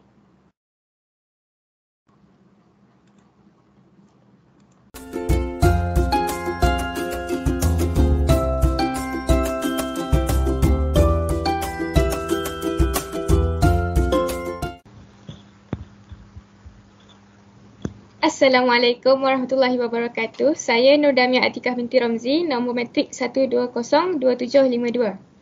Saya Nawal Atiyah binti Kamarul Bahrain, nombor matrik 1201304. Saya Sofia Adibah binti Osman, nombor matrik 1202293. Bismillahirrahmanirrahim. Nampaknya kita telah pun sampai ke akhir slot kita pada hari ini, iaitu segmen Sudah Tahu ke Belum? Bersama saya ada dua orang sahabat, iaitu Saudari Nawal dan Saudari Sofia yang akan berkongsi dengan kita coretan-coretan inspirasi yang boleh kita ambil daripada golongan OKU yang berada di Malaysia. Baiklah, tanpa membuang masa lagi, saya mempersilakan dahulu sahabat kita yang pertama, iaitu Saudari Nawal yang akan bercerita dengan kita tentang Encik Syukur Ibrahim. Dengan tanpa membuang masa lagi, saya mempersilakan. Mesti semua masyarakat Malaysia pasti mengenali beliau. Beliau ialah saudara Muhammad Syukur bin Ibrahim yang berumur 33 tahun, berasal dari Melaka. Beliau melanjutkan pelajaran ijazah sarjana muda sains komputer di Universiti Kebangsaan Malaysia dan beliau telah berkahwin. Beliau seorang orang kurang upaya yang kerdil. Beliau merupakan pembekal permaidani atau kapek, wall to wall untuk masjid, pejabat dan lain-lain. Melalui syarikat miliknya iaitu Distrike Solutions sejak 2010. Beliau juga merupakan seorang penceramah motivasi dan penasihat kewangan. Sebelum perniagaan berjaya beliau ini, beliau menceburi MLM dan gagal. Kemudian menceburi perniagaan reka bentuk dalaman namun gagal juga. Kemudian beliau menceburi perniagaan Dobi tapi gagal juga. Sehingga kan ibu bapa beliau meminta beliau untuk memohon penjawat awam tetapi ia tidak berkemungkinan dengan dirinya yang orang kurang upaya. Tetapi disebabkan semangat pada dirinya yang berkobar-kobar, beliau sentiasa ambil bahagian yang positif dan lupakan bahagian yang negatif. Beliau kuatkan semangat meminjam wang sebanyak RM15,000 daripada seorang rakan lain, hanya bercagarkan surat tempahan daripada pelanggan dan janji untuk membayar kesemua pinjaman itu dalam tempoh sebulan. Bermula daripada projek pertama membekal dan memasang kapek itu, beliau akhirnya meraih peluang demi peluang dan kini dianggap antara usahawan berwawasan dengan perolehan pendapatan mencecah 6 angka sebulan. Memegang prinsip tiada hutang dalam perniagaan dan memulakan perniagaan dengan apa yang ada menjadi kunci utama kejayaan bagi Muhammad Syukur sehingga kini. Distrike Solution yang sebelum ini hanya beroperasi di kediaman kini memiliki pejabat di Seri Kembangan, Selangor dan memiliki 7 pekerja. Itu saja daripada saya.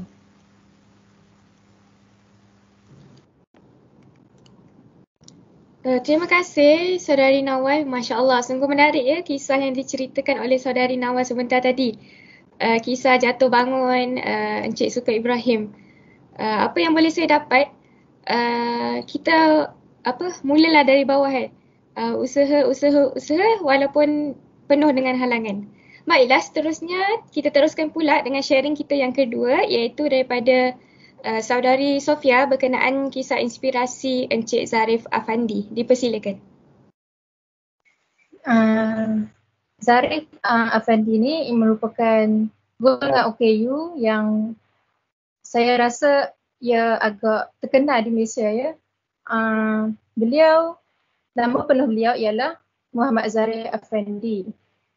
Beliau dilahirkan pada 3 Disember 1981.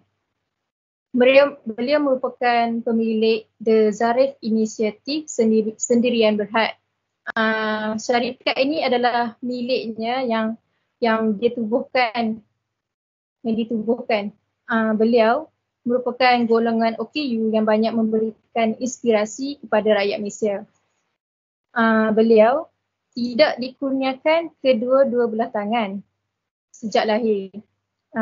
Jadi pemilik syarikat The Zarif Initiative Sendirian Berhad ini, dia pernah juga menerima anugerah Belia Perdana pada tahun 2011.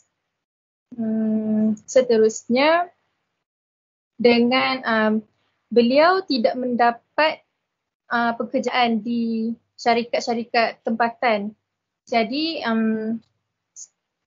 bermula daripada itu, dia mula menubuhkan syarikatnya sendiri iaitu The Zarif Initiative Sendirian Berhad.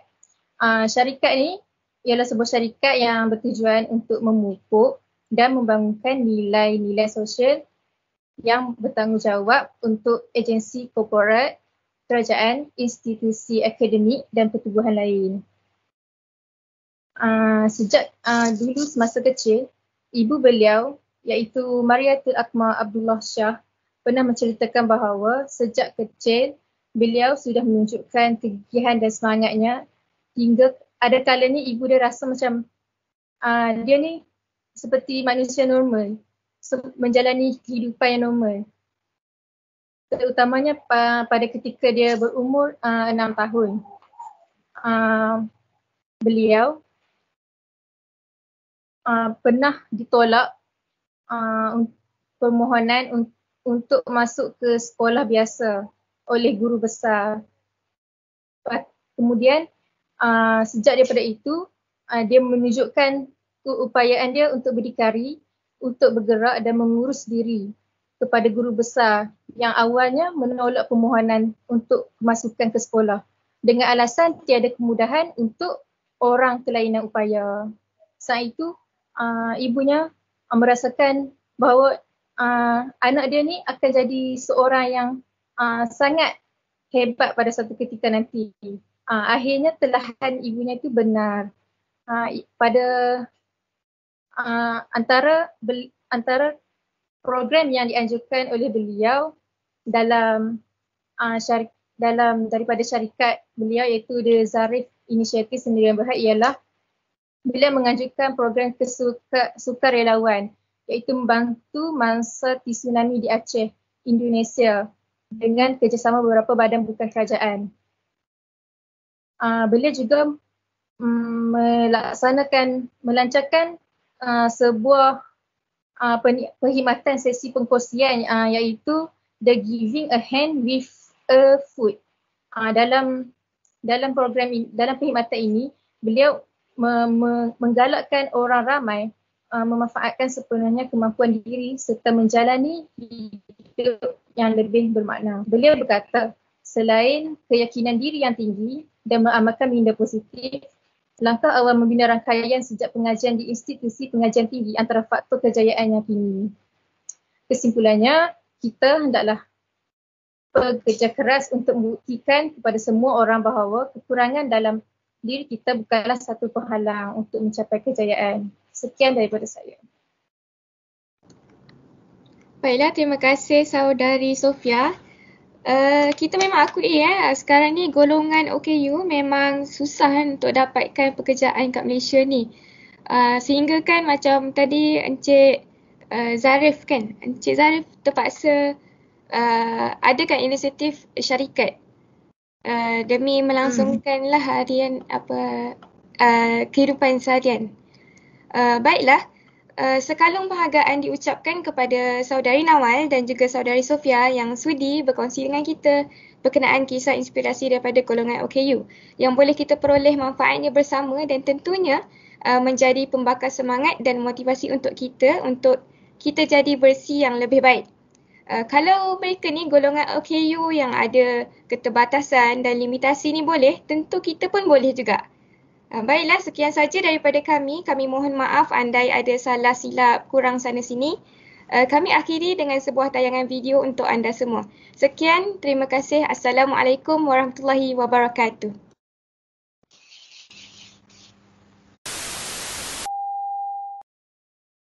OKU stand for orang kurang upaya, bukan orang kelainan upaya. Tapi masih ramai lagi yang salah faham dan keliru tentang perkara ini. Jika anda boleh lihat, kami yang OKU sama saja dan tidak lain daripada anda yang bukan OKU. Kami bukan Superman yang boleh terbang, kami tidak boleh menghilangkan diri, kami tidak boleh mengundur masa. Sama saja seperti anda semua. Cuma kami ada sedikit kekurangan dan beberapa limitasi dalam melakukan sesuatu perkara. OKU mempunyai 7 kategori. Kategori yang pertama, kategori OKU penglihatan. Kategori yang kedua, kategori OKU pendengaran. Sama ada dia mild ataupun dia tak dengar langsung. Kategori yang ketiga, kategori OKU pertuturan. Kategori yang keempat, kategori OKU mental. Contohnya, apabila seseorang yang mempunyai depression yang sangat kronik ataupun kecelaruan personaliti yang teruk. Kategori yang kelima, kategori OKU masalah pembelajaran. Contohnya seperti autism. Kategori yang keenam, kategori OKU fizikal.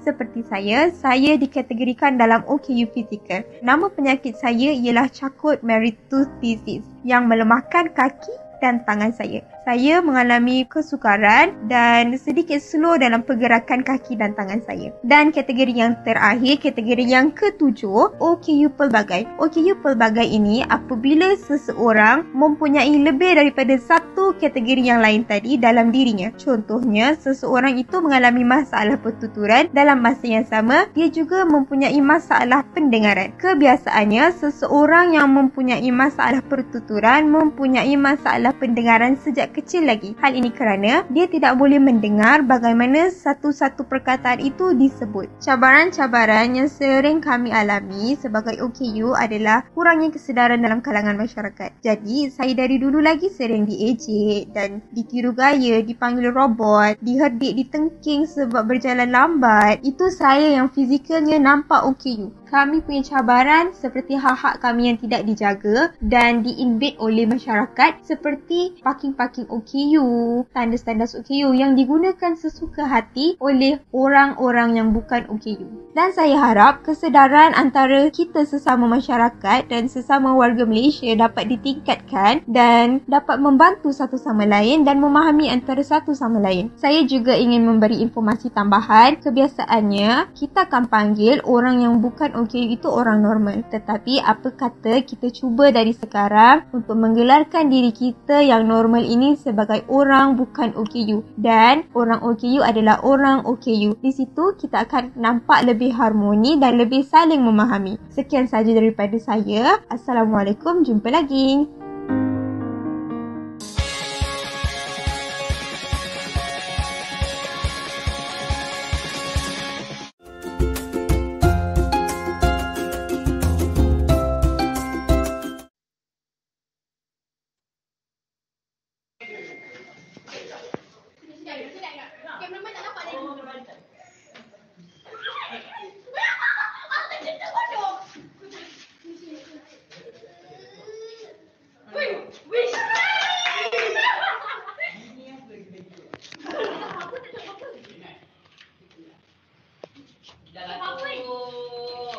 Bodoh tangan dia gegas kan? Okay, bismillahirrahmanirrahim. Assalamualaikum warahmatullahi wabarakatuh. Selamat pagi diucapkan kepada semua penonton dan para panel yang saya kasihi sekalian. Kita kembali lagi dalam segmen isu apa hari ini. Jadi pada hari ini insya-Allah kita akan membincangkan faktor dan langkah bagi mengatasi masalah sosial dari kalangan remaja. Jadi berdasarkan video yang telah kita lihat sebentar tadi, apakah pendapat ataupun komen daripada panel kita yang pertama, iaitu Saudari Ifah tentang faktor atau terjadinya masalah buli ini. Saya persilakan Saudari Ifah.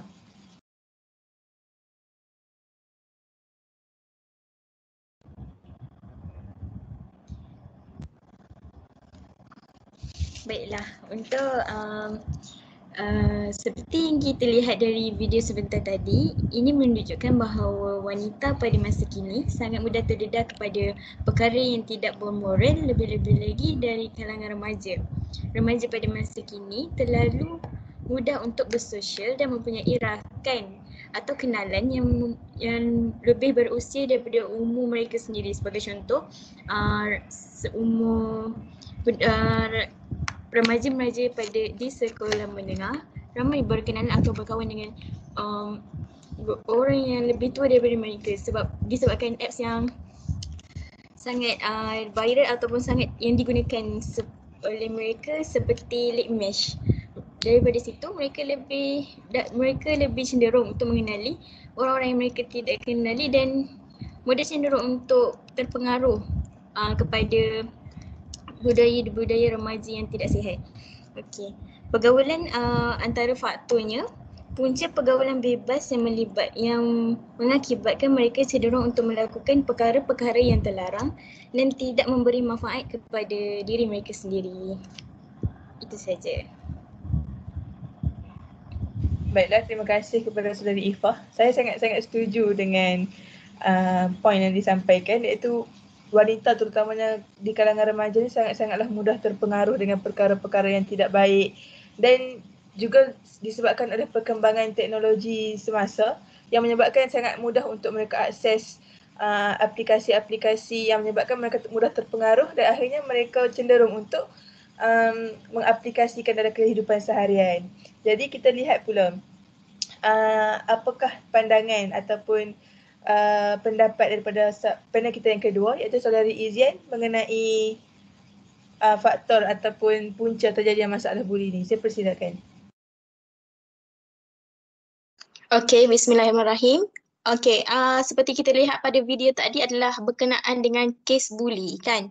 Okey, seperti mana kita tahu juga, kes buli ni memang sangat normal lah dekat Malaysia, terutama lagi untuk remaja, untuk pelajar.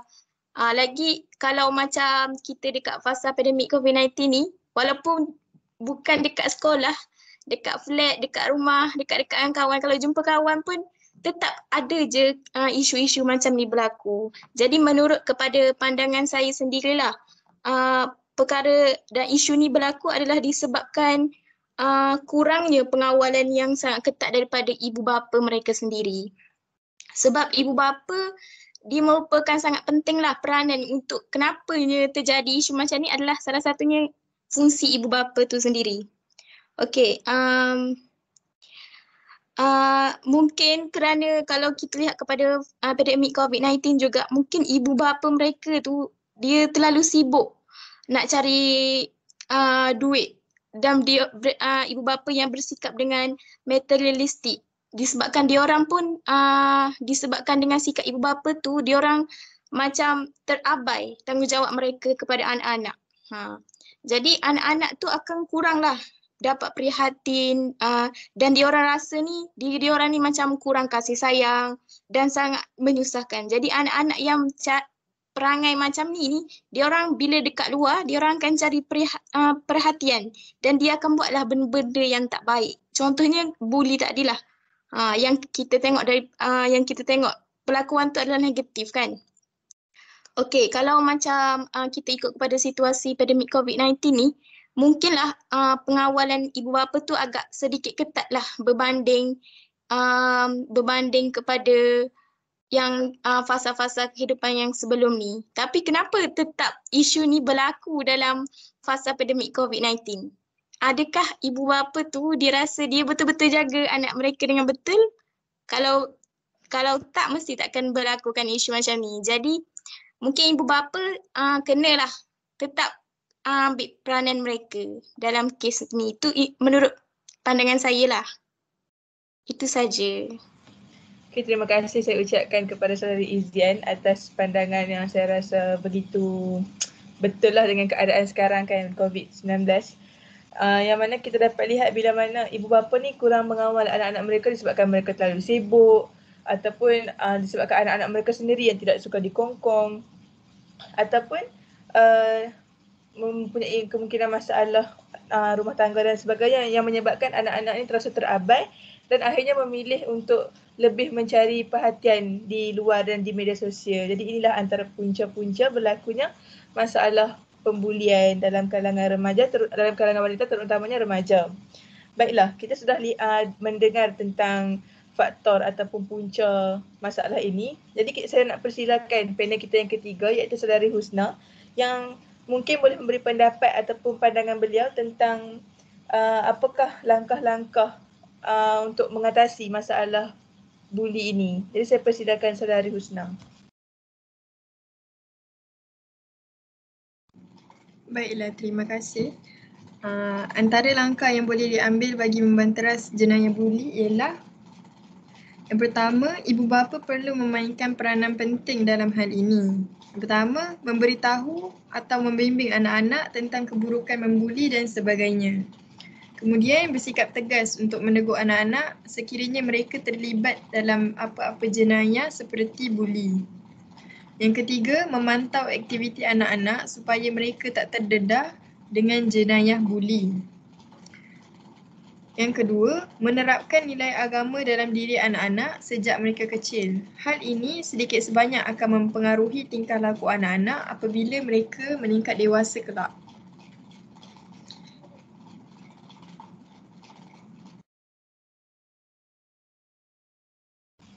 Terima kasih diucapkan kepada Saudari Husna. Saya sangat setuju dengan pandangan beliau sebab apa kita dapat lihat yang dalam keadaan sekarang ni ibu bapa lah antara peranan yang paling penting untuk membentuk sikap anak-anak kan. Ibu bapa perlu untuk mendidik anak-anak, perlu memantau aktiviti anak-anak walaupun dan sekarang anak-anak berada di rumah lagilah perlu pantau kan. Lepas tu dan ibu bapa juga perlu untuk menerapkan nilai-nilai agama ni dalam diri anak-anak sejak dari kecil sebabnya melentur buluh biarlah dari rebungnya. Kalau kita dah anak-anak dah besar baru kita nak membentuk anak-anak ni akan susah. Jadi makin banyaklah kes-kes yang macam ni. Jadinya melihatkan kepada langkah-langkah mengatasi, jadi saya harapkan para penonton dapat mengambil iktibar untuk mengawal anak masing-masing. Jadi sekian sahaja daripada kami iaitu segmen isu apa hari ini. Kita jumpa lagi pada episod yang akan datang. Sekian, terima kasih. Assalamualaikum warahmatullahi wabarakatuh.